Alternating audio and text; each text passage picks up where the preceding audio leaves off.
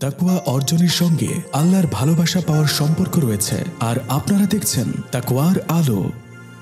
আসসালামু আলাইকুম ওয়া রাহমাতুল্লাহি ওয়া বারাকাতুহু।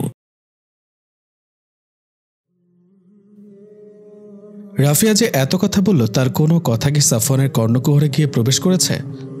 কিচ্ছু শুনেনি সাফওয়ান। সে তো গভীর ঘুমে বিভোর হয়ে আছে। রাফিয়া এবার এক হাত বাড়িয়ে সাফওয়ানের গায়ে রেখে হালকা ঝাঁকিয়ে সাফওয়ানকে ডাকতে লাগলো। কি হলো, উঠছেন না কেন? ঘুমের ব্যাঘাত ঘটনার ফলে সাফওয়ান খানিক বিরক্ত হলো। মুখের ওপর থেকে কাঁথাটা সরিয়ে রাফিয়ার একটা হাত টেনে জড়িয়ে ধরে অন্যদিকে ফিরে শুয়ে পড়ে আবার, আর মুখে বলে, উঠবো না, ঘুমাতে দিন রাফিয়া, স্বপ্ন বাকি আছে এখনো।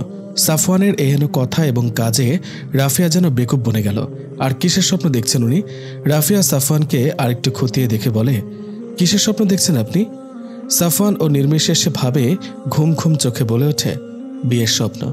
আমার বিয়ে হচ্ছে, আমি আর আমার বউ বসে আছি পাশাপাশি, কবুল বলবে উনি। এখন আর বলতে পারল না সাফওয়ান। রাফিয়া সাফওয়ানের হাতের মাঝ থেকে নিজের হাতটা ছাড়িয়ে নেয়। রাফিয়ার আকস্মিক হাত টেনে নেওয়ার ফলে সাফওয়ানের ঘুম এবার পুরোপুরিভাবে বিদায় নিয়েছে। চট করে শোয়া থেকে উঠে বসে। রাফিয়ার তীক্ষ্ণ দৃষ্টি দেখে মুহূর্তেই মাথায় আসে ঘুমের ঘোরে কি বলে ফেলেছে।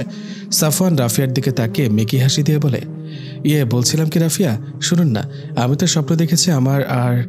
রাফিয়া সাফওয়ানের কথা শেষ করতে না দিয়ে বলে, ফ্রেশ হয়ে নিচে আসুন নাস্তা করতে। বলেই রাফিয়া আর এক মুহূর্ত সাফওয়ানের সামনে বসে না থেকে বের হয়ে আসে রুম থেকে। সাফওয়ানের সামনে আর একটু সময় বসে থাকলেই হয়তো সে সাফওয়ানের মুখের এমন এক্সপ্রেশন দেখে হেসে ফেলত। কেমন বোকা বোকা ফেস করে কথা বলছিল সাফওয়ান। রাফিয়ার নিচে ডাইনিং টেবিলের কাছে এসে দেখে সাবিনা আর আমজাদ সাহেব ড্রয়িং রুমে বসে কথা বলছে। রাফিয়া গিয়ে টেবিলে সাফওয়ানের জন্য নাস্তা সাজাতে থাকে। এদিকে সাফওয়ান তো চিন্তায় শেষ। আবার বুঝি রাগ করলো রাফিয়া ওর উপরে। কেন যে ঘুমের ঘোরে কথা বলার অভ্যাস তৈরি হলো আমার। এসব বলে সাফওয়ান নিজেকে আরও কিছুক্ষণ বকাঝকা করে ওয়াশরুম থেকে ফ্রেশ হয়ে নিচের দিকে যায়, আর মাথায় ছক কষতে থাকে কিভাবে রাফিয়ার রাগ কিংবা অভিমান ভাঙানো যায়। নিচে নেমে রাফিয়ার সাথে দৃষ্টি মিলতেই ক্যাবলাকান্তের মতো একটা হাসি দেয়। বিপরীতে রাফিয়া ভ্যাবলাকান্তের মতো সাফওয়ানকে ভেঙে হাসি দিতেই সাফওয়ানের মুখের হাসি মিলিয়ে যায়। তা দেখে রাফিয়া মুচকি হেসে দেয়, যা সাফওয়ানের চোখ এড়িয়ে গিয়েছে। রাফিয়া, চলুন আজ কোথাও থেকে ঘুরে আসি। রুমে সেই কিছু একটা খুঁজছিল আর কথাটা রাফিয়াকে বলছিল সাফওয়ান। কিন্তু সাফওয়ানের কথা রাফিয়ার কর্ণপাত হলো কিনা কে জানে। কিন্তু সে নির্বিশেষভাবে বাইরের দিকে তাকিয়ে বসে আছে বিছানায়। মূলত সে অভিনয় করছে সে সাফওয়ানের ওপর অভিমান করে আছে। রাফিয়াকে এভাবে কথাবিহীন বসে থাকতে দেখে সাফওয়ান আবার বলে, কি হলো, যাবেন না? এতক্ষণে রাফিয়া নিজের মুখ খুলল। নির্লিপ্ত স্বরে স্বগতোক্তি করে বলে ওঠে, না, যাব না, ইচ্ছে করছে না। বলে রাফিয়া বিছানায় শরীর এলিয়ে দিয়ে শুয়ে পড়ে। রাফিয়াকে এই অবেলায় শুতে দেখে সাফওয়ান ভ্রু কিঞ্চিত কুঁচকে ফেলে। সাফওয়ানের মাথায় নতুন ভাবনার আগমন ঘটে। রাফিয়ার শরীর খারাপ করছে না তো ভেবেই সাফওয়ান গটগট করে হেঁটে বিছানার পাশে এসে দাঁড়ায়।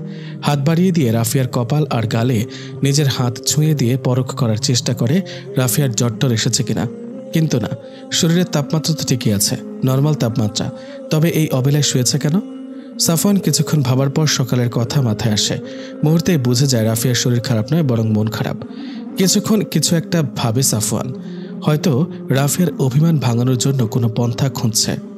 সাফওয়ানকে চুপ থাকতে দেখে রাফিয়া কিছুটা অবাক হয়। মাথা ঘুরিয়ে দেখে সাফওয়ান কি করছে। কিন্তু আকস্মিক সাফওয়ান রাফিয়াকে কাতুকুতু দেওয়া শুরু করে। রাফিয়া হাসতে হাসতে শেষ। দুই হাত দিয়ে সাফওয়ানকে বাধা দেওয়ার চেষ্টা অব্যাহত রাখছে। কিন্তু সাফওয়ানের মতো বলিষ্ঠ পুরুষ মানুষের সাথে কি তার দুই হাতের শক্তি যথেষ্ট? কখনোই না। এক পর্যায়ে সাফওয়ান রাফিয়াকে ছেড়ে দিয়ে রাফিয়াকে বুকে জড়িয়ে ধরেই শুয়ে পড়ে। রাফিয়া সাফওয়ানের বুকের ওপর শুয়ে আছে। রাফিয়া ঘন ঘন নিঃশ্বাস ফেলছে। হার্ট দ্রুত স্পন্দন করছে। মনে হচ্ছে বুক ছেড়ে হার্টটাই বুঝি লাফিয়ে বের হয়ে এলো। আচ্ছা, সাফওয়ানও কি তার হৃদস্পন্দনের শব্দ শুনছে, যা সাফওয়ানের কাছাকাছি আসার পর থেকে প্রতিবারের তুলনায় বেশি বিট করছে? কি জানি, হয়তো শুনছে, হয়তো শুনছে না। সাফওয়ান রাফিয়ার চোখের কার্নিশ পেয়ে গড়িয়ে পড়া তরল পদার্থটা নিজের দুই হাতের বুড়ো আঙুল দিয়ে মুছে দেয়। এতক্ষণ অতিরিক্ত হাসার ফলেই রাফিয়ার চোখে পানি এসে গিয়েছিল। সাফওয়ান রাফিয়াকে নিজের বুকের ওপর থেকে সরিয়ে একটা হাতের ওপর নেয়। মাথাটা হাতের উপরেই রাখে। নিজে একপাশ হয়ে শুয়ে রাফিয়ার চুলে মুখ গুজে কিছুক্ষণ চুলের ঘ্রাণ নিয়ে বলে, রাফিয়া, জানেন পৃথিবীর সব থেকে নেশালো ঘ্রাণ কি? রাফিয়া কিছুক্ষণ মৌনতা নিয়ে থাকে। কিছু সময় গড়াতে মিহিস্বরে বলে ওঠে, কি? স্ত্রীর চুলের ঘ্রাণ। যা এক অন্যরকম নেশা, যে ঘ্রাণ নাসার অন্ত্র দিয়ে প্রবেশ করলে নেশা ধরে যায়। রাফিয়া নিশ্চুপ হয়ে আছে। সাফওয়ান রাফিয়ার মাথায় চুমু দিয়ে বলে, অভিমান কমেছে? সরি, আচ্ছা আমি ঘুমের ঘোরে কথা বলে ফেলেছি, এতে কি আমার দোষ? তাছাড়া আমি তো দেখেছি আপনার সাথে আমার বিয়ে হচ্ছে, আপনি তো পুরো কথা না শুনে রেগে গিয়েছেন। সাফওয়ানের কথার প্রত্যুত্তরে রাফিয়া মুচকি হাসে। সাফওয়ান সেই হাসিটা খেয়াল করেনি। রাফিয়া সাফওয়ানের হাত থেকে উঠেই হুট করে সাফওয়ানের বুকের বাঁ পাশে চুমু এঁকে দেয়। বিছানা ছেড়ে উঠতে উঠতে বলেছিলেন না ঘুরতে যাবেন, চলুন আমিও রেডি হচ্ছি, বলেই ওয়াশরুমে চলে যায় ফ্রেশ হয়ে আসতে। এইদিকে এই প্রথম রাফিয়ার নিজ থেকে সাফওয়ানকে আদর করায় হতবিহ্বল হয়ে পড়েছে সাফওয়ান। সে যেন এখনও বিশ্বাস করে উঠতে পারছে না রাফিয়া নিজে থেকে তাকে চুমু দিয়েছে। কতক্ষণ সময় গড়াতেই সাফওয়ানের সম্বিত ফিরে আসে। মাথা চুলকে মুচকি হেসে বিছানা ছেড়ে নামে। কাভার থেকে পাঞ্জাবি পায়জামা নিয়ে চেঞ্জ করে নেয়। মনে মনে সে বেজায় খুশি। রাফিয়া আর তার সাথে রাগ করে নেই, ঘুরতে যাওয়ার জন্য রাজি হয়েছে। আর কি লাগে, এখানে একটা সুন্নত পালন হয়ে গেল। মাঝে মাঝে সময় করে স্ত্রী নিয়ে বেড়াতে যাওয়া সুন্নত, স্ত্রীর সাথে খুনসুটি দুষ্টুমি করাও সুন্নত। নির্জন জায়গা, সামনে আছে একটা বিল যার পানি প্রবাহমান রয়েছে। পরিবেশটা সুন্দরী। রাফিয়া সাফওয়ান সবুজে ঘেরা ঘাসের ওপর বসে আছে। তাদের থেকে অনেক দূরে কিছু কপতে অবস্থান করেছে। সাফওয়ানের এক হাতে হাওয়াই মিঠাই, অন্য হাতে আইসক্রিম। রাফিয়া আড়াল হয়ে বসেছে যাতে নিকাব খুললেও তার চেহারা কারো কাছে প্রকাশ্য না হয়। রাফিয়াকে আরও একটু আড়াল করার জন্য সাফওয়ান রাফিয়ার একপাশে নিবিড়ভাবে বসেছে। যদিও আশেপাশে কোনো পুরুষ নেই, তবুও যদি হুট করে কারো আগমন ঘটে। সাফওয়ান একটা হাওয়াই মিঠাইয়ের প্যাকেট পুরো খুলতে না খুলতেই হাওয়াই মিঠাই চুপসে গেছে। বাতাসের কারণে হাওয়াই মিঠাই পুরো চুপসে কাঠির সাথে লেগে গেছে। সাফওয়ান আহম্মকের মতো একবার রাফিয়ার দিকে তাকায়, একবার তার হাতের হাওয়াই মিঠাইয়ের কাঠির দিকে তাকায়। রাফিয়া হেসে দেয় সাফওয়ানের এমন মুখভঙ্গি দেখে। সাফওয়ান হাতের কাঠিটা ফেলে দিয়ে একটা আইসক্রিম রাফিয়ার দিকে এগিয়ে দেয়। নিজের হাতের আইসক্রিমটার প্যাকেট ছিঁড়তেই গলে যাওয়া আইসক্রিম সাফওয়ানের পাঞ্জাবিতে এসে পড়ে। রাফিয়া নিজের হাতের আইসক্রিমটা কোনো রকমে ম্যানেজ করে খাচ্ছে আর সাফওয়ানের কাণ্ড দেখে হাসছে। রাফিয়াকে হাসতে দেখে সাফওয়ান ঠোঁটের কোণে হাসির কিঞ্চিত রেখা টেনে সামনের বিলের দিকে যায় পানি দিয়ে পাঞ্জাবিতে পড়া আইসক্রিমগুলো মুছে ফেলবে বলে। কিন্তু আজ মনে হয় সবকিছু তার বিপক্ষে। সেজন্য বিলে নামতে গিয়ে অল্পের জন্য পড়তে বেঁচে গেছে। পাঞ্জাবি না মুছেই পানসে মুখ করে রাফিয়ার সামনে এসে দাঁড়ায়। রাফিয়া নিজের হ্যান্ডব্যাগ থেকে রুমালটা বের করে সাফওয়ানের দিকে বাড়িয়ে দেয়। মুখে তো তার হাসি লেগেই আছে। সাফওয়ান রাফিয়ার হাত থেকে রুমাল নিয়ে বলে, রাফিয়া আপনি হাসছেন, আজকে সব কিছু এত আমার বিপক্ষে গেল কেন? রাফিয়া হাসি থামিয়ে নেয় কোনো রকমে। নিজের অর্ধেক খাওয়া আইসক্রিমটা সাফওয়ানের দিকে বাড়িয়ে দেয় খাওয়ার জন্য। সাফওয়ান মুখ ঘুরিয়ে নিয়ে বলে, খাবো না, পরে দেখা যাবে এবার আইসক্রিম পুরো পাঞ্জাবিতে পরে নষ্ট করে ফেলেছি। রাফিয়া সাফওয়ানের মুখটা নিজের এক হাত দিয়ে ঘুরিয়ে নিয়ে নিজের দিকে ফেরায়। মুখে হাসি রেখে বলে, আমি খাইয়ে দিচ্ছি, পড়বে না। সাফওয়ানও আর দ্বিরুক্তি প্রকাশ করেনি।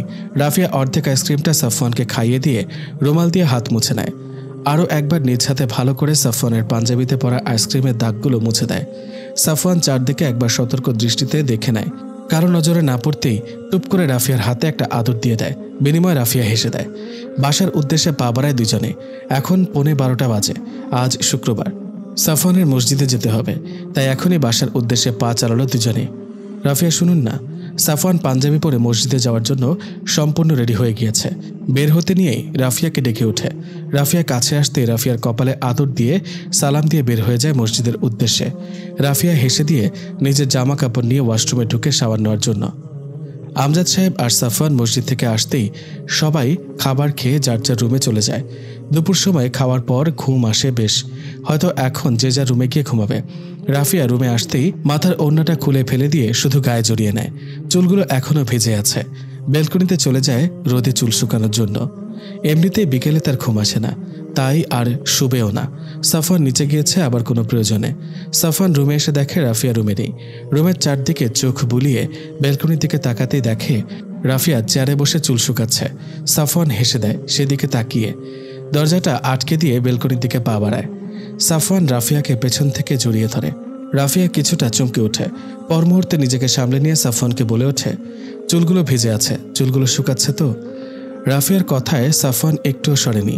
আগের ন্যায় রাফিয়াকে জড়িয়ে ধরেই মোহনীয় স্বরে বলে, ভালোবাসি রাফিয়া, আল্লাহর দেওয়া এই স্ত্রী নামক নিয়ামতকে ভালোবাসি।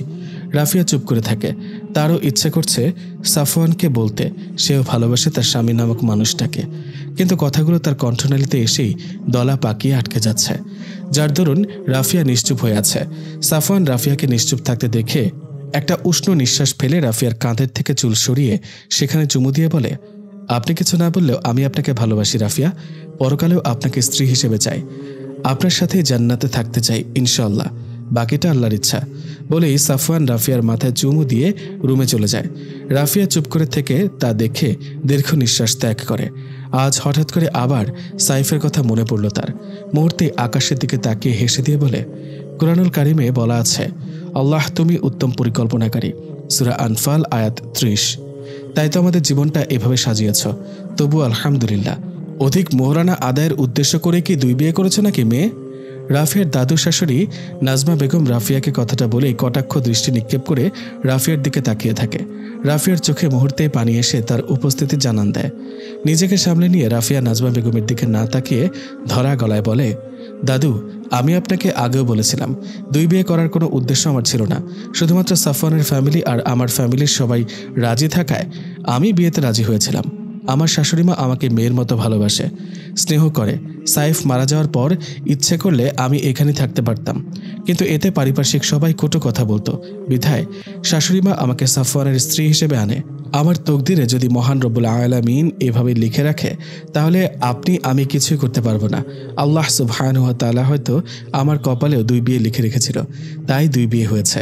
তাই বলে কি আমি অধিক মোহরানা পাওয়ার লোভে 2 বিয়ে করলাম? এ কেমন চিন্তাধারা আপনার? রাফিয়ার কথায় নাজমা বেগম ক্ষিপ্ত হলেন। ওনার মুখের ওপর রাফিয়ার উত্তর দেওয়াটা উনি পছন্দ করলেন না, তাই কঠিন স্বরে বলে, তুমি মেয়ে দিন দিন বেয়াদবের খাতায় নাম লেখাচ্ছ। কিভাবে আমার মুখে মুখে তর্ক করছো? 2 বিয়ে করে কি তুমি মহৎ কর্ম করলে নাকি যে এত বড় বড় কথা বলছো?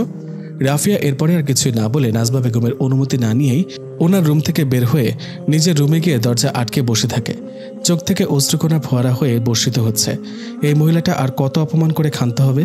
সুযোগ পেলে একটুও ছাড় দেয় না, সব কিছু নিয়েই রাফিয়াকে কটু কথা শোনায়। কথাগুলো তার কতটুকু যুক্তিযুক্ত সেটা মাথায় এনে একবার ভাবার চেষ্টাও করে না।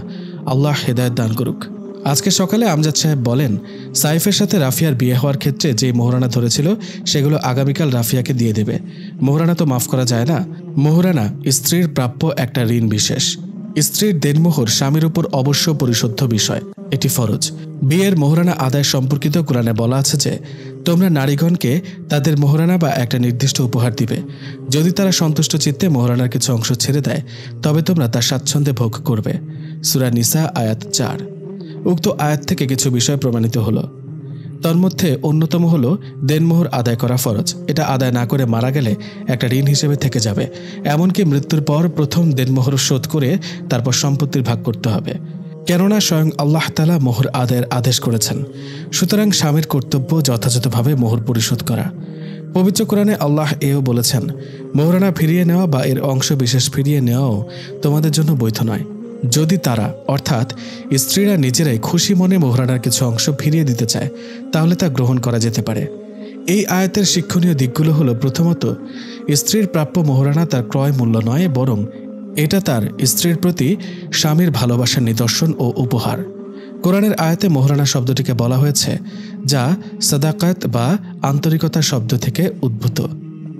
দ্বিতীয়ত, মোহরানা স্ত্রীর অধিকার এবং স্ত্রী এর মালিক। স্ত্রীকে মোহরানা দেওয়া যেমন বন্ধ রাখা যায় না, তেমনই তা ফেরত নেওয়া যায় না। তৃতীয়ত, মোহরানা মাফ করার জন্য স্ত্রীর বাহ্যিক সন্তুষ্টি যথেষ্ট নয়, এজন্য স্ত্রীর প্রকৃত বা আন্তরিক সন্তুষ্টি জরুরি। মহানবী সাল্লাল্লাহু আলাইহি সাল্লাম বলেছেন, যে কোনো ব্যক্তি কোনো মহিলাকে মোহরের বিনিময়ে বিবাহ করছে, মনে মনে তার হক আদায় দেওয়ার নিয়ত রাখেনি, তাকে ধোঁকা দিয়েছে, অতঃপর তার হক আদায় না করে মারা গিয়েছে, সে ব্যক্তি কিয়ামতের দিন ব্যভিচারী বা জিনাকার হয়ে আল্লাহর সঙ্গে সাক্ষাৎ করবে। তাবরানী তারগিব 1807। দেনমোহর আদায় করা ফরজে আইন। বর্তমানে আধুনিকতার নামে নোংরামি পদ্ধতিতে যে বিবাহ অনুষ্ঠানের আয়োজন করে দুনিয়াবি মান মর্যাদার দোহাই দিয়ে কোরআন হাদিসের আদেশ নিষেধকে এড়িয়ে গিয়ে গুরুত্ব না দিয়ে বরপক্ষকে অধিক পরিমাণে দেনমোহর ধার্য করতে বাধ্য করা হয়, তা ইসলামে আদৌ বৈধ বলে বিবেচিত হবে না। রেফারেন্স হিসেবে বলা যায় যে, সুন্নতি তথা মহানবী সাল্লাল্লাহু আলাইহি সাল্লামের দেখানো নিয়ম পদ্ধতিতে বিয়ে হলে পাত্রের সাধ্যমতো দেনমোহর নির্ধারণ করা উচিত, কেননা অতিরিক্ত দেনমোহরের চাপে পিষ্ট বর অবশেষে ব্যর্থ হয়ে বউয়ের কাছে ক্ষমা বা মাফ চেয়ে নেয়, যা ইসলামী শরীয়তের সম্পূর্ণ বিরোধী। মোদ্দা কথা হলো যে স্ত্রীর মোহরানার টাকা মাফ হয় না, এটা পরিশোধ করতেই হয়। যদি স্বামী মোহরানা পরিশোধ না করে মারা যায়, তবে স্বামীর সম্পত্তির ভাগ থেকে স্ত্রীর মোহরানা পরিশোধ করে দিতে হয়। সেজন্য সাইফ মারা যাওয়া সত্ত্বেও আমজাদ সাহেব সাইফ এবং সাফওয়ানের মধ্যে সম্পত্তি ভাগ করে দিয়ে সাইফের সম্পত্তির অংশ থেকে সাইফের কাছে ধার্যকৃত রাফিয়ার মোহরানা পরিশোধ করে দেওয়ার কথা বলেছে। আর সকালে গ্রাম থেকে নাজমা বেগম এসে যখন কথাটা শুনলেন, তখন উনি চটে যান। ওনার ধারণা রাফিয়া সম্পত্তির লোভে পড়ে একই পরিবারে দ্বিতীয়বার বিবাহ বন্ধনে আবদ্ধ হয়েছে। তাই রাফিয়াকে কয়েকটা কথা শোনানোর জন্য নিজের রুমে একান্তে ডেকে নেন আর রাফিয়াকে নিজের মুখের বিষাক্ত কথাগুলো দিয়ে আঘাত করে। আধুনিকতার ছোঁয়া লাগিয়ে মানুষ এখন নিকৃষ্ট মন মানসিকতার পরিচয় দেয়। একটা মেয়ের সংসার হালাল সম্পর্ক নিয়ে কিভাবে আরেকটা মেয়ে এভাবে বাজে কথা বলতে পারে? আল্লাহর ভয় কি নেই ওদের মাঝে? রুমের মধ্যে গুটিসুটি মেরে বসে কাঁদছে রাফিয়া। আজকে নাজমা বেগমের কথাগুলোতে সে অনেক বেশি কষ্ট পেয়েছে। চাইলে সে পারত নাজমা বেগমকে আরও কিছু কথা শক্ত কণ্ঠে বলতে, কিন্তু বলেনি। তার একমাত্র কারণ হলো সে সময়ও রাফিয়ার স্পষ্টভাবে নবীজি সাল্লাল্লাহু আলাইহি সাল্লামের হাদিসটা মনে আছে। আমাদের নবী করিম সাল্লাল্লাহু আলাইহি সাল্লাম বলেছেন, তোমাদের মধ্যে যার আচার ব্যবহার সুন্দর সে আমার সবচেয়ে বেশি প্রিয় এবং আমার সবচেয়ে কাছে থাকবে। সুনানে তিরমিজি। সেজন্যই তো রাফিয়া চুপ করে সহ্য করে গিয়েছিল নাজমা বেগমের এমন কটাক্ষ শব্দগুলো। সাফওয়ান বাসায় আসে সন্ধ্যা 7টায়। ড্রয়িং রুমে নাজমা বেগমকে দেখে সালাম দেয়। মনে মনে সাফওয়ানের মাঝে আশঙ্কার দানা বাঁধে, উনি আবার আমার রাফিয়াকে কিছু বলেনি তো? সাফওয়ান নাজমা বেগমের সাথে কিছুক্ষণ কথা বলে রুমে চলে যায়। রুমের দরজা আটকানো ভেতর থেকে। সাফওয়ান দরজায় করাঘাত করে 2বার করাঘাত করার পর 3বারের সময় রাফিয়া দরজা খুলে। রাফিয়ার দিকে তাকাতে সাফওয়ানের বুকটা ধক করে ওঠে। রাফিয়ার চোখ মুখ ফুলে আছে, চোখটা লাল হয়ে আছে, দেখে মনে হচ্ছে অনেকক্ষণ যাবৎ কান্না করেছে। সাফওয়ান দ্রুত রুমে ঢুকে দরজার সিটকিনি লাগিয়ে দিয়ে রাফিয়ার দিকে তাকায়। রাফিয়া সাফওয়ানের দিকে তাকাচ্ছে না, নিচের দিকে তাকিয়ে আছে। সাফওয়ান রাফিয়ার মুখটাকে 2 হাতের আজলায় নিয়ে কপালে আদর দিয়ে বলে, কি হয়েছে রাফিয়া, আপনি কি কান্না করেছেন? আপনার চোখ মুখের এই অবস্থা কেন? রাফিয়ার ইচ্ছা করছে সাফওয়ানকে জড়িয়ে ধরে কান্না করে সবকিছু উগলে বলে দিতে, কিন্তু সাফওয়ান যদি এতে রাগারাগি করে নাজমা বেগমের উপর, তাই সাহস পাচ্ছে না। রাফিয়া ধরা গলায় অতি ক্ষীণ স্বরে স্বগতোক্তি করে বলে, কিছু হয়নি, অনেকক্ষণ ঝর্ণার নিচে দাঁড়িয়েছিলাম তো, তাই চোখ মুখ এমন হয়ে আছে। রাফিয়ার কথা শুনে সাফওয়ান রাফিয়াকে ভালো করে চোখ ফুলিয়ে দেখে, আর এই দেখাতেই সাফওয়ান পুরো ঘায়েল হয়ে গেছে। চক্ষু শীতল হয়ে গেছে, হৃদয়টা ফ্রিজের বরফের থেকেও ঠান্ডা হয়ে গেছে। সদ্য গোসল করেছে রাফিয়া। অতিরিক্ত কান্নার ফলে মাথা ব্যথা করছিল, তাই গোসল করেছে। গোসল করলে মাথা ব্যথা কমে, এটা নিতান্তই রাফিয়ার ভ্রান্ত ধারণা। তবুও করল, যেহেতু গরমও পড়েছে। আর এই সদ্য শাওয়ার নেওয়া রাফিয়াকে দেখে সাফওয়ান বিমোহিত হলো। রাফিয়ার চোখে মুখে ফোঁটা ফোঁটা পানি, চুল থেকে ছুঁয়ে ছুঁয়ে টপ টপ করে পানি পড়ছে। রাফিয়াকে যেন মোহনীয় লাগছে। সাফওয়ান রাফিয়াকে জড়িয়ে ধরে। রাফিয়ার চুল দেহ থেকে মাতাল করা নেশালো ঘ্রাণটা নেয়। এক মুহূর্তের জন্য হলেও সাফওয়ান যেন বাকহারা হয়ে যায়। কি বলবে কি করবে কিছু এই মুহূর্তে তার মাথায় আসছে না। যান, ফ্রেশ হয়ে নিন। রাফিয়ার কথায় সাফওয়ানের হুঁশ আসে। রাফিয়াকে ছেড়ে সামনে দাঁড়িয়ে মুচকি হেসে বলে, উফ রাফিয়া, আপনি কি কেলেঙ্কারিটাই না করলেন? আমাকে মেরে ফেলার প্ল্যান করছেন নাকি আজ? আপনাকে বড্ড বেশি মোহনীয় লাগছে। Cutie pie, cutie pie. একদম আপনার স্বামী সাফওয়ানের বউ বউ লাগছে। বলেই সাফওয়ান রাফিয়ার ডান বাম 2 গালে চুমু বসিয়ে দিয়ে ব্যাগটা রেখে ওয়াশরুমে চলে যায়। রাফিয়াকে বলে যায় তার ড্রেস বের করে রাখতে। রাফিয়াও আর কোনো কথা না বলে কাবার্ড থেকে সাফওয়ানের ট্রাউজার টি শার্ট বের করে বিছানায় রেখে নিচে চলে যায় খাবার আনতে সাফওয়ানের জন্য। দুপুরে সাফওয়ানকে ফোন করেছিল রাফিয়া। সাফওয়ান তখন বলেছিল আজ কাজের চাপে ক্যান্টিনে খেতে যেতে পারেনি। তার মানে নিশ্চয়ই এখনও না খাওয়া সাফওয়ান। তাই রাফিয়া নিচে কিচেনে চলে যায়। খাবার নিয়ে রুমে আসতে রাফিয়া দেখে সাফওয়ান টি শার্ট পরছে। রাফিয়া ভাতের প্লেটটা রেখে দরজা আটকে দিয়ে সাফওয়ানের সামনে বিছানায় বসে। সাফওয়ান একটা বালিশ কোলে নিয়ে তার উপর ল্যাপটপ নিয়ে কাজ করতে থাকে। রাফিয়া হাত ধুয়ে সাফওয়ানকে খাইয়ে দিতে থাকে। সাফওয়ান স্মিত হেসে রাফিয়ার কপালে আদর দিয়ে রাফিয়ার হাতে খেতে থাকে। প্রতি লোকমা মুখে তোলার আগে সাফওয়ান রাফিয়ার কপালে 2 গালে, নাকে, চিবুকে, ঠোঁটে, হাতে নিজের অথর ছোঁয়া দিবে। বিনিময়ে রাফিয়া হাসে। খাওয়ার মাঝপথে সাফওয়ান থেমে যায়। উঠে গিয়ে হাত ধুয়ে এসে রাফিয়ার হাত থেকে প্লেটটা নিয়ে নেয়। রাফিয়া কপালে জিজ্ঞাসাসূচক ভাঁজ ফেলে দুই ভ্রূ কুঁচকে সাফওয়ানের দিকে তাকিয়ে থাকে। সাফওয়ান ভাত মেখে রাফিয়ার মুখের সামনে তুলে ধরে রাফিয়াকে বলে, হা করুন। আমি জানি আপনি দুপুরে খাননি, এতটা মাস আপনার সাথে একসাথে থাকছি। আর যাই হোক, আপনার চোখ মুখের প্রতিটা অবস্থায় আমি কিছুটা হলেও বুঝে নিতে পারি কি হয়েছে। আপনার মুখ দেখে বুঝেছি আপনি খাননি, তাই এখন কোনো প্রকার বিরক্তি না করে খেয়ে নিন, আমি খাইয়ে দিচ্ছি। খাওয়ার পর আপনার সাথে আমার কিছু কথা আছে।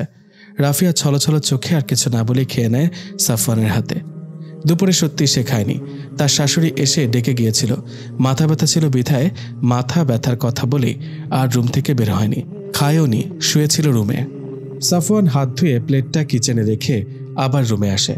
অফিস ব্যাগটা হাতে নিয়ে খুলে একটা ছোট সাইজের খামের মতো প্যাকেট বের করে, তবে প্যাকেটের মধ্যে মোটা জাতীয় কিছু আছে, বাইরে থেকে বোঝা যাচ্ছে, কারণ প্যাকেটটা উঁচু হয়ে আছে কিছুটা। সাফওয়ান রাফিয়ার সামনে এসে রাফিয়ার ডান হাতটা টেনে নিয়ে হাতের ওপর প্যাকেটটা দিয়ে হেসে বলে, এগুলো আপনার মোহরানার টাকা রাফিয়া। আমার সাথে বিয়ের সময় আপনার মোহরানা যা ধার্য করা হয়েছে, এখানে সেই মোহরানার টাকা। আপনি চাইলে গুনে নিতে পারেন সম্পূর্ণ টাকা আছে কিনা। সাফওয়ানের কথা থামতেই রাফিয়া তাকায় সাফওয়ানের দিকে। মোহরানার কথা বলতেই সকালে নাজমা বেগমের কথাগুলো পুনরায় মনে পড়ে যায় রাফিয়ার। এবার আর নিজেকে সামলাতে পারে না রাফিয়া, অক্ষম হয় নিজেকে ধাতস্থ করতে। হুট করে সাফওয়ানকে জড়িয়ে ধরে কেঁদে দেয় রাফিয়া। রাফিয়া হঠাৎ করে কাঁদায় অবাক হয়ে যায় সাফওয়ান। এখানে সে কি এমন বলল যে রাফিয়া কেঁদে দিয়েছে? সাফওয়ান রাফিয়ার মাথায় ধীরে ধীরে হাত বুলিয়ে দিয়ে রাফিয়াকে শক্ত করার প্রয়াস চালায়। মুখে বলে, কি হয়েছে রাফিয়া, আপনি কাঁদছেন কেন? আমি কি আপনাকে কষ্ট দিয়েছি কোনো কারণে? রাফিয়া এখনও কেঁদে যাচ্ছে। সাফওয়ান আর কিছু বলেনি, রাফিয়াকে কাঁদতে দিল। কিছুক্ষণ পর রাফিয়ার কান্নার গতি কমে আসতেই সাফওয়ান রাফিয়াকে নিজের থেকে ছাড়িয়ে নিয়ে চোখের পানি মুছে দেয়। কপালে অধর ছুঁয়ে দিয়ে বলে, আমার অর্ধাঙ্গিনীকে কেউ কিছু বলেছে? কান্না করছেন কেন তিনি? রাফিয়া সাফওয়ানকে বলে, আগে বলুন, আপনি কাউকে কোনো প্রকারের কিছু বলবেন না। আচ্ছা ঠিক আছে, বলবো না। এবার বলুন কি হয়েছে। সাফওয়ান সম্মতি দিতেই রাফিয়া নিচের দিকে তাকিয়ে মধ্যাহ্ন সময়ে নাজমা বেগমের বলা সব কথা সাফওয়ানের কাছে ব্যক্ত করে। আবারও কান্নারা দলা পাকিয়ে আসছে। রাফিয়ার কথা শুনে সাফওয়ানের রাগ উঠে, চোয়াল শক্ত হয়ে আসে। রাফিয়াকে আবার জড়িয়ে নিয়ে শান্ত কিন্তু কঠিন স্বরে বলে, আপনাকে আমি কথা দিয়েছি কোনো প্রকারে কিছু বলবো না কাউকে, নয়তো আমি এখনই যেতাম আর ওনাকে জিজ্ঞেস করতাম কেমন মন মানসিকতা নিয়ে তিনি বসবাস করছেন সমাজে। আপনি প্লিজ কিচ্ছু বলবেন না, আমি কোনো অশান্তি চাই না। আচ্ছা ঠিক আছে, কিছু বলবো না, আপনি কান্না থামান। ইসলামী গান শুনবেন একটা? চলুন ব্যালকনিতে গিয়ে বসি, আমি শোনাবো গান আমার বেসুরা গলায়। রাফিয়া স্মিত হাসার চেষ্টা করে বলে, আপনার কণ্ঠ মোটেও বেসুরা নয়, মাশাআল্লাহ, অনেক সুন্দর। আচ্ছা চলুন। সাফওয়ান রাফিয়াকে এক হাতে জড়িয়ে ধরে বেলকনিতে গিয়ে বসে। রাফিয়াকে একটা চেয়ারে বসিয়ে দিয়ে নিজে আরেকটা চেয়ারে বসে রাফিয়ার পেছনে। রাফিয়ার ভেজা চুলের খোঁপা ছেড়ে দেয়। পেছন থেকে রাফিয়াকে জড়িয়ে ধরে রাফিয়ার কাঁধে থুতনি রেখে গেয়ে ওঠে, কথাতে ভুল হলে নীরবে যেও ভুলে, খোঁপারও চুল খুলে এসো সেদিন, আবারও ভালোবাসো পরানো খুলে হেসো, শরমে ঘরে এসো যে কোনো দিন, স্মরণে আসে যদি ভালোবাসার নদী, তোমাতে নিরবধি হব বিলীন। স্মরণে আসে যদি ভালোবাসার নদী, তোমাতে নিরবধি হব বিলীন। গান শেষ হতেই রাফিয়া সাফওয়ানের দিকে তাকিয়ে দেখে সাফওয়ান তার দিকে মোহনীয় দৃষ্টিতে তাকিয়ে আছে। এই চোখেতে রাফিয়া নিজের জন্য অফুরন্ত ভালোবাসা খুঁজে পেয়েছে। এই মানুষটাকে সে হারাতে চায় না। সাফওয়ানের মতো যত্নবান আদর্শবান স্ত্রীর প্রতি দায়িত্ব কর্তব্যরত স্বামীর সাথে সে আরও সংসার করতে চায়। আল্লাহ ইচ্ছে পূরণ করুক। সাফওয়ান রাফিয়াকে কোলে তুলে নেয়, রুমের মধ্যে চলে আসে। সাফওয়ানের অপলক দৃষ্টি রাফিয়াতে নিবদ্ধ। সাফওয়ান নিবিড় হয়ে আসে রাফিয়ার মাঝে। দূরত্ব ঘুচিয়ে দুইজনে কাছাকাছি আসে। আরও একবার তাদের কাছে রাতের নাম হয় মধুচন্দ্রিমা এর রাত, ভালোবাসার রাত। পরকালে যদি জান্নাতে যাই, আপনি স্বামী হিসেবে কাকে চাইবেন রাফিয়া, আমাকে নাকি সাইফ ভাইয়াকে? সাফওয়ানের কথায় রাফিয়া সাফওয়ানের দিকে বিস্মিত নেত্রযুগল নিয়ে তাকিয়ে থাকে। হয়তো সাইফের থেকে এমন প্রশ্নের সম্মুখীন হবে সে ভাবেনি কখনো। আয়নার সামনে দাঁড়িয়ে অফিস যাওয়ার জন্য তৈরি হচ্ছে সাফওয়ান। রাফিয়া আয়নার মধ্যে থেকে সাফওয়ানের দিকে তাকিয়ে আছে। সাফওয়ানও আয়নার মাঝে দিয়ে রাফিয়াকে দেখে হেসে দেয়। পরক্ষণেই মুখের হাসি মিলিয়ে নিয়ে সাফওয়ান রাফিয়াকে কথাটা বলে। সাফওয়ান এখনও তাকিয়ে আছে রাফিয়ার দিকে। কি হলো বলছেন না যে? সাফওয়ান ফের কথা বলায় রাফিয়া সম্বিত ফিরে পায়। সাফওয়ানের দিকে তাকায় সে। সাফওয়ানের প্রিয়তমা স্ত্রীর ভালোবাসায় সিক্ত হওয়া মন উদ্গ্রীব হয়ে আছে স্ত্রীর মুখের কথাটা শোনার জন্য, কিন্তু রাফিয়া তো নিশ্চুপ হয়ে বসে আছে। রাফিয়া বুঝতে পারছে না রাফিয়ার এমন নিশ্চুপ থাকায় সাফওয়ানের হৃদস্পন্দন বেড়ে যাচ্ছে। শার্ট দ্বারা আবৃত শরীরটার মধ্যে থেকে ঘাম ঝরছে শিশির বিন্দুর মতো। অবশ্য সেটা রাফিয়ার চক্ষুর আড়ালে রয়ে গেছে। বেশ খানিক সময় পার হতেই রাফিয়া মৃদুস্বরে বলে, পরকালে আমরা কে কোথায় যাব জানি না, শুধু আল্লাহ সুবহানাহু ওয়া তাআলা ছাড়া। কে জান্নাতে যাব আর জাহান্নামে যাব সেটা একমাত্র আল্লাহ তাআলাই ভালো জানেন। তবুও ইনশাআল্লাহ যদি আমি, আপনি, আপনার ভাইয়া তিনজনই আলহামদুলিল্লাহ জান্নাতে যেতে পারি, তাহলে আমি আপনাকেই চাইব। বর্তমানে একমাত্র কাজ হচ্ছে জান্নাতে যাওয়ার আল্লাহকে খুশি করার জন্য আমল করতে হবে। আমি আশা করছি আপনিও ইনশাআল্লাহ আল্লাহ তাআলার খুশির জন্য কাজ করে যাবেন ইনশাআল্লাহ। বলে সাফওয়ান চুপ করে যায়। রাফিয়ার মুখোচ্চারিত আপনাকে চাইব কথাটা শুনে সাফওয়ান দীর্ঘ নিঃশ্বাস ত্যাগ করে। নিঃশ্বাসটা এতক্ষণ আটকে ছিল যেন। সাফওয়ান মুচকি হেসে দেয়। রাফিয়াকে আর জিজ্ঞেস করেনি সাইব ভাইয়াকে না চেয়ে ওকে চাইছে কেন। রাফিয়ার তাকে চাওয়ার কারণটা তারও যে অবগত নয়। সাফওয়ান ড্রেসিং টেবিল থেকে চিরুনি আর নিজের হলার টাইটা হাতে নিয়ে রাফিয়ার সামনে দাঁড়ায়। রাফিয়া নিচের দিকে তাকিয়ে আছে। সাফওয়ান এক হাত বাড়িয়ে রাফিয়ার থুতনিতে রেখে মুখটা উপরে তুলে হেসে দিয়ে বলে, আমার দিকে তাকান রাফিয়া। আমার দৃষ্টিতে দৃষ্টি মেলাতে এখনও কি আপনার মাঝে জড়তা কাজ করে রাফিয়া? আমাদের মাঝে সম্পর্কটা আলহামদুলিল্লাহ এত কাছাকাছি আসার পরও আপনার আমার চোখেতে তাকাতে জড়তা কাজ করে? রাফিয়া, আপনাকে আমি আর কিভাবে বললে আপনি বুঝবেন আমাদের দুইজনের দৃষ্টি বৈধ? এবার থেকে আমি যাই বলি আমার চোখেতে চোখ রাখবেন। এই চোখের মধ্য থেকে আপনার জন্য গড়ে তোলা ভালোবাসাটা দেখবেন। জি আচ্ছা। সাফওয়ান রাফিয়ার হাতে নিজের টাইটা ধরিয়ে দিয়ে বলে, নিন এবার এটা ছটপট পরিয়ে দিন। বলেই সাফওয়ান রাফিয়ার সামনে হালকা ঝুঁকে যায় যাতে রাফিয়া নাগাল পেতে পারে। লম্বা কিনা সে, তাই তো রাফিয়ার হাতে নাগাল পেতে ব্যর্থ হয়। রাফিয়া হেসে দিয়ে সাফওয়ানের গলায় টাইটা বেঁধে দেয়। বাধা শেষ হতেই সাফওয়ান রাফিয়ার হাতে চিরুনিটা দিয়ে বলে, একটা সুন্নত কাজ করে ফেলুন, চুল আঁচড়িয়ে দিন রাফিয়া। রাফিয়া সাফওয়ানের চুল আঁচড়িয়ে দেয়। বলা বাহুল্য সে নিজেও জানে এই হাদিসটা। হাদিসে উল্লেখিত আছে যে স্ত্রীর থেকে চুল আঁচড়ে নেওয়া সুন্নত। বুখারী শরীফে হাদিস নম্বর 295। সাফওয়ান রাফিয়ার কপালে আদর দিয়ে বের হয়ে যায়। স্ত্রীর কপালে আদর দিয়ে বের হওয়ার রেফারেন্স আছে। ঘর থেকে বের হওয়ার সময় স্ত্রীকে চুমু দেওয়া সুন্নত। ইবনে মাজাহ আয়াত 502। সাফওয়ান চলে যায় রুম থেকে। রাফিয়া বসে আছে। জান্নাতে সাফওয়ানকে চাই সেই বিষয়টা নিয়ে সে ধ্যানমগ্ন হয়ে আছে। সে কোরআনের আয়াত এবং কথাগুলো পুনরায় ভাবছে। পরকালে কে কোথায় যাবে তা আল্লাহ ব্যতীত কেউ জানে না। অনেক ক্ষেত্রে যে সকল নারীরা একাধিক বিয়ে করে তারা ভাবে যে পরকালে জান্নাতে তারা কোন স্বামীর সাথে বসবাস করবে। এটা নিতান্তই তাদের ভুল কাজ। তাদের উচিত এসব চিন্তাভাবনা না করে স্বামী স্ত্রী উভয় আল্লাহকে খুশি করার জন্য, আল্লাহ রাব্বুল আলামিনের রহমত পাওয়ার জন্য আমল করে যাওয়া। এক্ষেত্রে কুরআনুল কারিমে বলা আছে, মহান আল্লাহ তাআলা বলেন, জান্নাতে আদন, অনন্তকাল বসবাসের জান্নাত, তাতে তারা প্রবেশ করবে এবং তাদের সৎকর্মশীল বাপ দাদা স্বামী স্ত্রী ও সন্তানেরা। ফেরেশতারা তাদের কাছে আসবে প্রত্যেক দরজা দিয়ে। সূরা রা'দ আয়াত 23। আরেকটা কথা, প্রশ্নটা ছিল যে দুনিয়াতে কোনো নারীর একাধিকবার বিয়ে হয়ে থাকলে যদি সে সহ তার সকল স্বামী জান্নাতবাসী হয় তাহলে সে কার সাথে থাকবে? এ বিষয়ে বিজ্ঞ আলেমদের তিনটি অভিমত পাওয়া যায়। প্রথমত, তাদের মধ্যে যার চরিত্র সবচেয়ে ভালো ছিল তার সাথে থাকবে। দ্বিতীয়ত, তাকে স্বাধীনতা দেওয়া হবে, সে তাদের মধ্যে যার সাথে থাকতে চাইবে তার সাথেই থাকবে। তৃতীয়ত, সর্বশেষ স্বামীর সাথে থাকবে। প্রথম মতের পক্ষে বর্ণিত হাদিসটি মুহাদ্দিসদের দৃষ্টিতে সহিহ নয়। ইবনে আদি কারসানি সহ অনেক মুহাদ্দিস তাকে মুনকার, যা মারাত্মক পর্যায়ের জয়ীফ বা দুর্বল বলেছেন। আর ইবনুল জাওজি বলেন এই হাদিসটি সহিহ নয়। দ্বিতীয় মতেরও কোনো দলিল পাওয়া যায়নি, তাই দ্বিতীয় মতটাকে বিশ্বাস করা যায় না বা দ্বিতীয় মতের ওপর ভিত্তি করে এই মনোভাব রাখা যায় না নিজের মধ্যে। কিন্তু তৃতীয় মতটি তুলনামূলক অধিক বিশুদ্ধ বলে বলা হয়েছে। এ নিয়ে হাদিসে বলা হয়েছে, যে মহিলার স্বামী মৃত্যুবরণ করার পর অন্য স্বামীর সাথে বিয়ে বন্ধনে আবদ্ধ হয় সে তার শেষ স্বামীর জন্য। মুসনাদে আবি ইয়ালা এর সনদের বর্ণনাকারীগণ সবাই নির্ভরযোগ্য। সিলসিলা সহিহ হাদিস নাম্বার 1281। তাছাড়া অন্য হাদিসের আলোকে বলতে পারি, উম্মুদ দারদা আস-সুগরা হুজাইমা বিনতে হুয়াইকে মুআবিয়া রাদিয়াল্লাহু তাআলা আনহু বিয়ের প্রস্তাব দিলে তা প্রত্যাখ্যান করে এবং জানায়, আমি আবু দারদা রাদিয়াল্লাহু তাআলা আনহুকে বলতে শুনেছি, রাসূল সাল্লাল্লাহু আলাইহি ওয়াসাল্লাম বলেছেন, নারী তার সর্বশেষ স্বামীর জন্য, আর আমি আবু দারদার কোনো বিকল্প চাই না। তাবরানি সহিহ হাদিস, যদিও এই হাদিসগুলোকেও কোনো কোনো মুহাদ্দিস দুর্বল বলেছেন। যাই হোক, এ বিষয়ে বর্ণিত হাদিসগুলোর মধ্যে শেষোক্ত হাদিসগুলো তুলনামূলক অধিক নির্ভরযোগ্য, কারণ অনেক মুহাদ্দিসের মতে সেগুলো সহিহ। সুতরাং এই বিষয়ে তৃতীয় মতটি তুলনামূলক অধিক বিশুদ্ধ ইনশাআল্লাহ। সুতরাং এই থেকে বোঝা যায় যে আগে নিজের সর্বোচ্চ আমল করে জান্নাতে প্রবেশ করার পর সে কার সাথে বসবাস করে সেই হিসাব আসবে। ঘড়ির কাঁটা টিকটিক শব্দ করে জানান দিচ্ছে এখন রাত 10:35। রাফিয়া ব্যস্ত পায়ে ঘরে পায়চারি করছে। মূলত টেনশনের কারণে ঘরে পায়চারি করছে রাফিয়া। সাফওয়ান এখনও বাসায় আসেনি, সেজন্যই টেনশনে রাফিয়ার হাত পা বরফ হয়ে আসছে।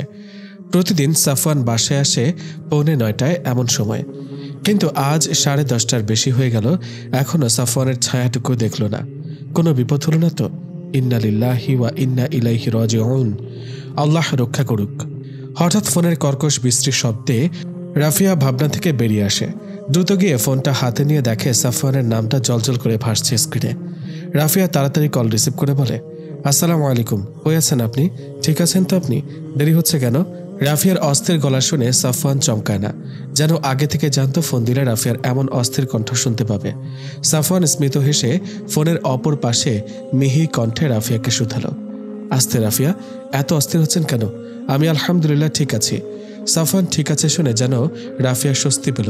মৃদু কণ্ঠে বলে, এখনো বাসায় আসছেন না কেন? আজকে কাজের অনেক প্রেশার রাফিয়া, আসতে আসতে 12টা বাজতে পারে। আপনি খেয়ে ঘুমিয়ে পড়ুন। রাফিয়া কিছুক্ষণ চুপ করে থেকে বলে, মাথা ব্যথা করছে আপনার? না, মানে কণ্ঠ একটু কাতর মনে হলো। সাফওয়ান এবার একটু শব্দ করে হেসে বলে, মাথা ব্যথাকে বলেছি অফিসে বউ নেই, এখন যাতে না আসে। আসলে মাথাটা ম্যাসেজ করে দিবে কি এখন? কিন্তু মাথা ব্যথা শুনে নিয়ে আমার কথা ঠিকই এসেছে, মাথাটা ব্যথা যেন ফেটে যাচ্ছে রাফিয়া। সাফওয়ানের মুখে হাসি, কিন্তু কণ্ঠে কাতরতা। রাফিয়া বুঝতে পারছে সাফওয়ানের মাথা ব্যথাটা আজ বেশি। রাফিয়া বলে, বসকে বলে না হয় চলে আসুন। বস ছাড়বে না রাফিয়া, আজ উনি ও সব এমপ্লয়ীদের অফিসে আছে। ওনার বউ বাপের বাড়িতে গিয়েছে, তাই নিজেও বসে আছে, আমাদেরও ধরে রেখেছে। সাফওয়ানের কথা শুনে একটু আগের খারাপ লাগার মধ্যে রাফিয়া ফিক করে হেসে দেয়। সাফওয়ান রাফিয়ার হাসি শুনে মেকি রাগ করার সুরে বলে, আপনি হাসছেন রাফিয়া, আর এদিকে আমার কান্না করতে ইচ্ছে করছে।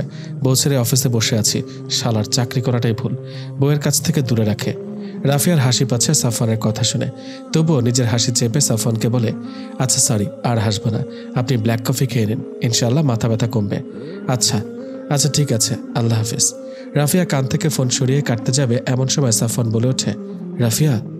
রাফিয়া ফোন পুনরায় কানে চেপে ধরে স্বগতোক্তি করে শুধালো, জি বলুন। সাফওয়ান খানিকক্ষণ চুপ থেকে বলে, ভালোবাসি আমার অর্ধাঙ্গিনীকে।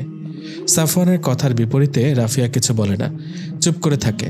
সাফওয়ান জানে আজও তার প্রেমময় বাক্যের পাল্টা উত্তর আসবে না, তাই তপ্ত শ্বাস ছেড়ে বলে, আচ্ছা রাখছি রাফিয়া, আল্লাহ হাফেজ, আসসালামু আলাইকুম। বলেই রাফিয়া খট করে ফোনটা কেটে দেয়। সাফওয়ান ফোনের দিকে তাকিয়ে নিঃশ্বাস ত্যাগ করে বলে, যে মানুষটা আমার অনুপস্থিতিতে অস্থির হয়ে পড়ে, আর যাই হোক সে মানুষটা আমাকে ভালোবাসে না, তা বড্ড হাস্যকর ছাড়া আর কিছুই না। আপনার নীরবতাতে ভালোবাসার লুকিয়ে আছে রাফিয়া। বলেই সাফওয়ান হেসে দিয়ে আবার কাজে মনোযোগ স্থির করে। আমার বড় নাতিকে তো মেরেছ, এখন কি ওর আত্মার শান্তির জন্য মানুষকে দিয়ে কোরআনটাও পড়াতে পারবো না? আজ সাইফের মৃত্যুর 1 বছর হলো। 1 বছর আগে এই দিনে সাইফ পৃথিবী থেকে সবার মাঝ থেকে বিদায় নিয়েছে। আজ সাইফের মৃত্যুর বার বলে নাজমা বেগম চাইছেন হুজুর দিয়ে কোরআন খতম পড়াতে।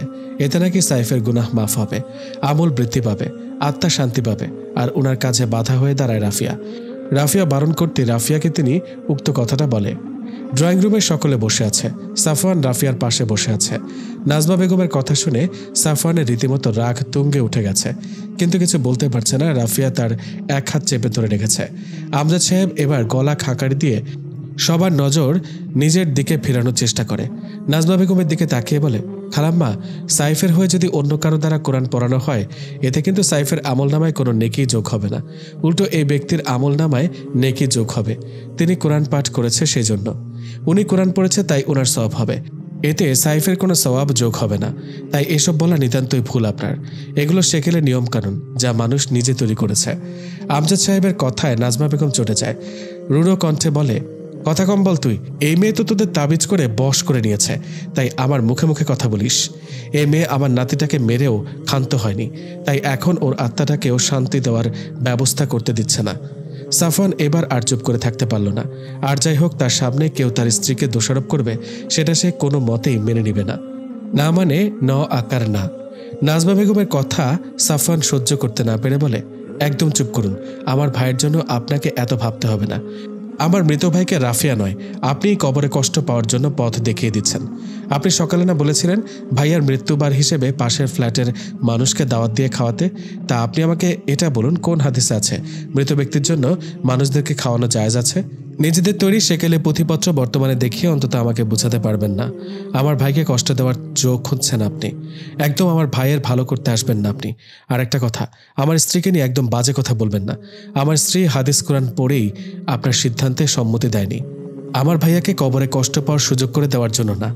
নিজের চিন্তাভাবনা মন মানসিকতা বদলান, নয়তো ওসব চিপ চিন্তাভাবনা নিয়ে অন্তত আমাকে আর আমার স্ত্রীর সাথে কিছু বলতে আসবেন না। কথাগুলো বলে সাফওয়ান থামে।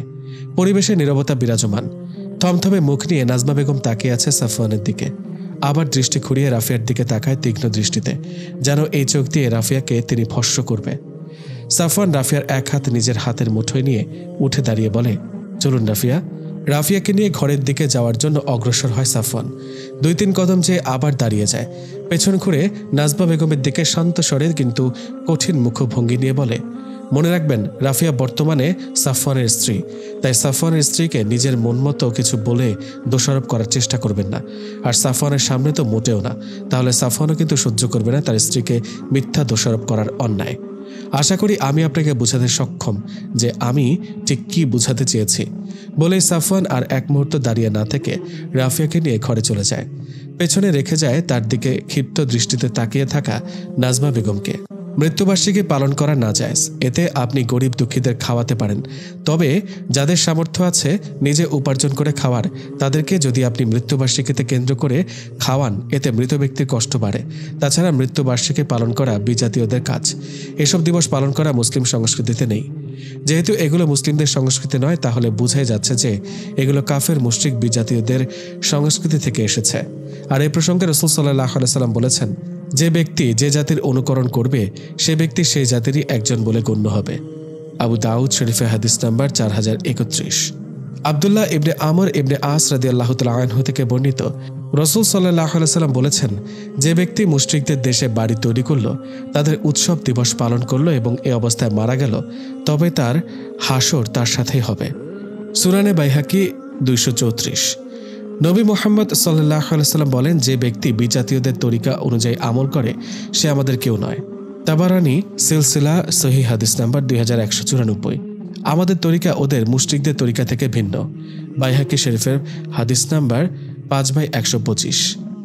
সাওবান রাদিয়াল্লাহু তাআলা আনহু বলেন, রাসূল সাল্লাল্লাহু আলাইহি সাল্লাম বলেছেন, আমি সবচেয়ে যাদের বেশি ভয় করি তারা হচ্ছে নেতা ও এক শ্রেণীর আলেম সমাজ। অচিরেই আমার উম্মতের কিছু লোক বিজাতীয়দের সাথে মিশে যাবে। ইবনে মাজাহ 3942। আবু সাঈদ খুদরি রাদিয়াল্লাহু তাআলা আনহু থেকে বর্ণিত, নবী করিম সাল্লাল্লাহু আলাইহি সাল্লাম বলেছেন, অবশ্যই তোমরা তোমাদের আগের লোকেদের নীতি পদ্ধতিকে বিঘতে বিঘতে হাতে হাতে অনুকরণ করবে। এমনকি তারা যদি গুইসাপের গর্তে ঢুকে তাহলে তোমরাও তাদের অনুকরণ করবে। আমরা বললাম, হে আল্লাহ রাসূল সাল্লাল্লাহু আলাইহি ওয়াসাল্লাম, এরা কি ইয়াহুদি ও নাসারা? তিনি সাল্লাল্লাহু আলাইহি ওয়াসাল্লাম বললেন, আর কারা? সহিহুল বুখারী 702। মুসলিমদের জন্য দিবস শুধু 2টি। ইসলামে 2টি দিবস ব্যতীত অন্য তৃতীয় কোনো দিবস পালন করা তো এমনিতে নিষেধ। আনাস রাদিয়াল্লাহু তাআলা আনহু বলেন, রাসূলুল্লাহ সাল্লাল্লাহু আলাইহি ওয়াসাল্লাম মদিনায় আগমন করে দেখলেন যে মদিনাবাসীরা 2টি ঈদ আনন্দের দিন পালন করছে। তা দেখে রাসূলুল্লাহ সাল্লাল্লাহু আলাইহি ওয়াসাল্লাম বললেন, জাহিলিয়াতের যুগে তোমাদের 2টি দিন ছিল যাতে তোমরা খেলাধুলা আনন্দ ফুর্তি করতে। এখন ওই দিনগুলোর পরিবর্তে আল্লাহ তাআলা তোমাদেরকে 2টি উত্তম দিন প্রদান করেছে, ঈদুল ফিতর ও ঈদুল আজহার। আবু দাউদ শরীফে হাদিস নাম্বার 1004। এই হাদিসে আল্লাহ রাসূল সাল্লাল্লাহু আলাইহি ওয়াসাল্লাম বলেছেন, ওই 2 দিনের পরিবর্তে আল্লাহ তোমাদেরকে 2টি উত্তম দিন প্রদান করেছেন। যেহেতু আল্লাহ রাসূল সাল্লাল্লাহু আলাইহি ওয়াসাল্লাম অন্য মানব রচিতগুলো পরিবর্তন করে আল্লাহর পক্ষ থেকে 2টি উত্তম দিন প্রদান করেছেন, তাই অন্য যে কোনো দিবস পালন করা বাতিল হয়ে যায়। তাই কোনো মুসলমানের জন্য অন্য যে কোনো প্রকার দিবস পালন করা বৈধ নয়, হোক সেটা জন্মদিন, শোক দিবস, মাতৃভাষা দিবস, বিজয় দিবস, নববর্ষ ইত্যাদি যাই হোক না কেন তা পালন করা যাবে না। আল্লাহ সকলকে হেদায়েত করুক এবং সঠিক বুঝদানের তৌফিক দিন। আমিন। হসপিটাল করিডোরে এই প্রান্ত থেকে ওই প্রান্ত পায়চারি করছে সাফওয়ান। সাবিনা একটা চেয়ারে বসে আল্লাহর নাম জপছে। সাফওয়ান রীতিমতো ঘেমে একাকার হয়ে আছে। বুকে তার চিনচিনে ব্যথা করছে। অজানা ভয় এসে যেন মন কুঠিরের পাশে বীজ রোপণ করছে, যা সময়ের সাথে সাথে যেন বেড়ে যাচ্ছে। বাসায় হঠাৎ করে রাফিয়া সেন্সলেস হয়ে যায়। বাড়িতে কেউ ছিল না পুরুষ। সাবিনা কি রেখে কি করবে বুঝে উঠতে পারছে না। শেষে নিজেই রাফিয়াকে নিয়ে হসপিটালের উদ্দেশ্যে রওনা হয়। সাথে সাফওয়ানকে ফোন করে জানিয়ে দেয়। হসপিটালে রাফিয়াকে এনে কেবিনে নিতেই সাফওয়ান হন্তদন্ত হয়ে ছুটে আসে হসপিটালে। সাফওয়ানের যেন এক প্রকার পাগল প্রায় অবস্থা। একটা মিনিট স্থির হয়ে বসছে না সে।